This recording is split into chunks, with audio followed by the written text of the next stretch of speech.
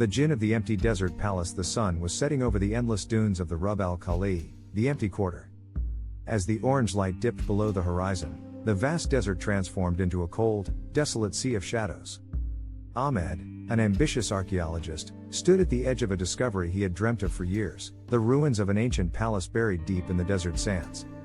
Local legend spoke of a grand palace built by a forgotten sultan, a man who had sought the favor of the supernatural. It was said that the sultan's greed and arrogance had angered a powerful jinn, who cursed the palace, condemning it to be abandoned and swallowed by the sands. But Ahmed didn't believe in curses. He was here for history, for the fame that would come with unearthing a lost piece of the past. With a team of 3, his assistant Layla, his guide Omar, and a cameraman named Yusuf, he prepared to venture into the crumbling ruins before him. The palace revealed the entrance was hidden beneath layers of shifting sand, but after hours of digging, they uncovered a massive archway adorned with intricate carvings. The designs were strange, almost hypnotic, depicting swirling shapes and ominous figures. Above the archway, a warning was etched in ancient Arabic: "Turn back, for those who enter will never leave." Omar hesitated, his face pale. "We shouldn't go in," he murmured.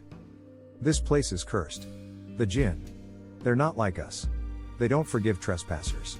Ahmed dismissed him with a wave of his hand. "Superstitions won't stop us, Omar. This is a once-in-a-lifetime opportunity."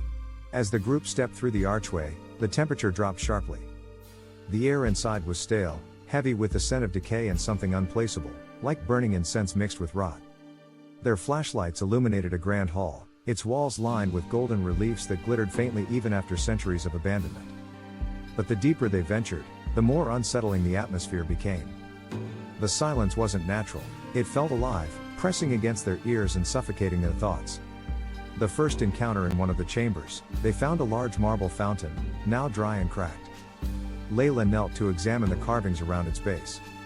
"These symbols. They're not just decorative. They're wards," she said, her voice trembling. "Protection spells. Someone tried to keep something in." Before Ahmed could respond, Yusuf let out a sharp gasp.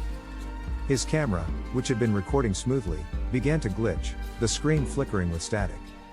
"I swear I just saw something," he said, pointing toward the darkened corridor ahead. It moved. Omar muttered a prayer under his breath. "We need to leave. Now." But Ahmed refused. "We've come too far to stop now," he insisted. "There's nothing here but shadows and stories." As if in response, a low, guttural growl echoed through the palace. The sound wasn't human, nor was it animal. It seemed to come from everywhere and nowhere at once. "The Jinn awakes." The group froze, their breaths shallow and hearts racing. Layla clutched Ahmed's arm. "We shouldn't be here," she whispered. "This place doesn't want us here." Suddenly, the golden reliefs on the walls seemed to shimmer and move, the figures twisting into grotesque shapes. A cold wind swept through the hall, extinguishing their flashlights. In the pitch darkness, whispers began to fill the air, overlapping and growing louder until they became deafening. One word stood out among the chaos, spoken in a voice that chilled them to their cores: "Leave." Ahmed fumbled for his flashlight and managed to turn it back on. The beam of light revealed a horrifying sight. At the far end of the hall stood a figure, tall and cloaked in shadow. Its eyes glowed like embers, and its presence radiated malice. Omar fell to his knees, his voice shaking as he recited verses from the Quran.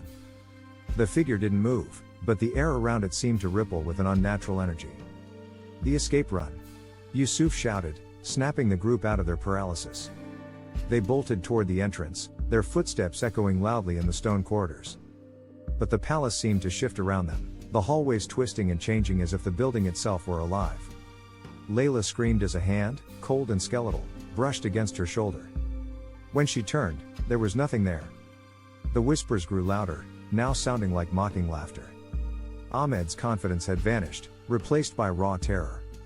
"We're trapped," he gasped. "It's playing with us." Omar grabbed his arm. "The wards. We need to find the fountain. It's the only way." They retraced their steps, following the faint markings they had left earlier. When they reached the fountain, Omar began chanting, his voice steady despite the chaos around them. The air grew heavier, and the whispers turned to screams. The shadowy figure appeared again, this time closer. Its form was clearer now, a towering being with twisted horns and skin that seemed to shimmer like oil.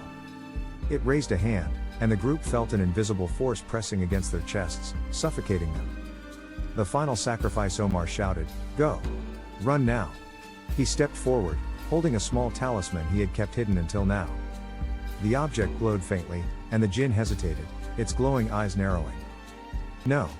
Layla cried, but Omar shook his head. "It won't let us all go. Someone has to stay." Before they could protest, Omar threw the talisman at the Jinn, creating a burst of light that temporarily blinded it.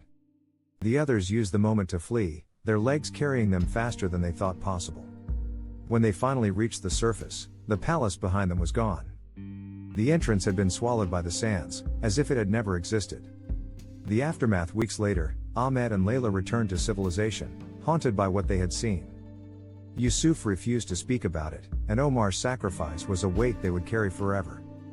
But late at night, Ahmed would sometimes hear faint whispers, even in the safety of his apartment. One word always stood out, spoken in a voice he would never forget: leave. The empty desert palace was no myth. It was real, and it was alive, guarding its secrets with a power no human could ever understand.